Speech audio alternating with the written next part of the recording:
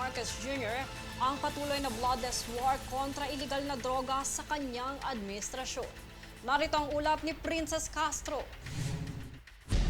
Patuloy na pagpapaigting sa bloodless war on drugs o mapayapang kampanya kontra iligal na droga ang tiniyak ni Pangulong Ferdinand Marcos Jr. para sa kasalukuyang administrasyon. Ang layuning ito ay sa tulong na rin ng puwersa ng Philippine Drug Enforcement Agency o PDEA at Philippine National Police o PNP. Pagsisiguro ng Pangulo na sa kabila ng pagtutok at mahigpit na pagbabantay ng administrasyon sa war on drugs, ang problema anya ay nireresolba ng hindi pumapatay ng pinaghihinala ang drug suspect. Sa pamamagitan nito, hindi anya madadawit ang mga inosente at walang sala. Patunay anya rito ang pagpapatibay ng mga drug prevention programs, rehabilitasyon at pagtulong sa mga drug user na makabangon at makapagsimula ng bagong buhay. Bukod dito ay tuloy rin ang operasyon ng law enforcement agency sa maliliit na drug users, drug pushers at mga big-time drug operators. Kaugnay nito ay kasama si Pangulong Marcos sa mga nagsunog ng iligal na droga sa isang composting facility sa Capas, Tarlac nitong umaga ng Miyerkules. Ang nasabing mga droga ay mga nakuhang palutang-lutang sa West Philippine Sea, partikular sa mga lalawigan ng Pangasinan at Zambales. Samantala, papalo sa 9.48 billion pesos ang halaga ng mga drogang sinunog, kabilang na ang higit 1,300 kilong droga na nadiskubre sa Zambales, Pangasinan, Ilocos Norte, Ilocos Sur at Cagayan. Princess Castro nag-uulat para sa Golden Nation Network. Pinagtibay ng pamahalaan at media ang kanilang koordinasyon at seguridad para sa nalalapit na ika-4 na sona ni Pangulong Ferdinand Marcos Jr. sa darating na July 28. Tunghayan ng ulat mula rito. Nagugnay ang Office of the President, Senado, House of Representatives at media upang pagtibayin ang mga paghahanda para sa sona ni Pangulong Ferdinand Marcos Jr. Ipinahayag ni Presidential Communications Office o PCO Secretary J.B. Ruiz ang pangangailangan ng pagkakaisa ng mga mensahe mula sa lahat ng ahensya ng gobyerno.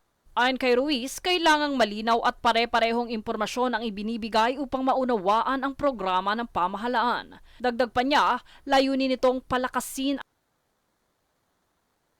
ang ugnayan ng pamahalaan at mga mamamayan. Sa bahagi naman ng Senado, tiniyak ni Senate Office of International Relations and Protocol Director General Antonio de Guzman Jr. ang kanilang kahandaan sa lahat ng aspeto ng preparasyon. Sa nasabing paghahanda, nagkaroon ng inspeksyon sa mga lugar para sa mga media personnels maging sa seguridad nito. Higit 1 buwan din ang itinakda upang maiayos ang mga kakailanganin para sa gaganaping SONA sa July 28. Samantala, isinagawa na rin ng Presidential Security Command ang inspeksyon sa batasang pambansa kasama ang PNP, MMDA at Legislative Security Bureau. Bukod dito, may itinalagang rally zones malapit sa UP area at hindi pahihintulutang makalapit sa mismong batasan. May nakahanda ring medical response gaya ng ambulansya at nakareserbang ospital sa araw ng SONA. Jade Buhoy, nag-uulat para sa Golden Nation Network. Inanunsyo ng US Embassy in the Philippines nitong Martes na kabilang ang pagpasapubliko ng social media accounts sa requirement upang makakuha ng visa tungong Estados Unidos. Bahagi ito ng kanilang proseso upang magamit ang impormasyon online ng aplikante sa screening upang matukoy kung kanila itong pinagkakauloban ng visa. Kabilang sa mga dapat magsapubliko ng account ay ang mga aplikante ng student, vocational o non-academic student at exchange visitor visa.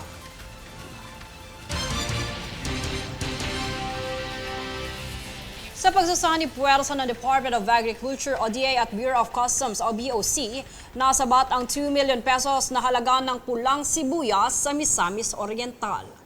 Kamakailan lang naharang ng DA's Bureau of Plant Industry at BOC ang mga smuggled na pulang sibuyas na may bigat na 25 tons sa Mindanao International Container Terminal. Ang mga nasabing smuggled na sibuyas ay nanggaling pa ng China. Nakaayon naman sa direktiba ni Pangulong Ferdinand Marcos Jr., ang pagsasagawa ng agarang inspeksyon ng DA para makasiguro na walang makakalusot na illegal goods sa merkado. Pasyalan na ngayon ang dating tambakan lamang ng basura sa Juan Santa Ana Extension, Marikina East Subdivision sa Barangay San Roque, Hazelnut Street sa Marikina City. Ang naturang parke ay isa sa mga proyekto ng Metro Manila Development Authority o MMDA sa ilalim ng Adopt a Park project ng ahensya. Tampok ang bagong parke ng Grand Cluster at Mini Gazebo, concrete benches at mesa, flower shed at halaman, bench garden, outdoor gym equipment at palaruan.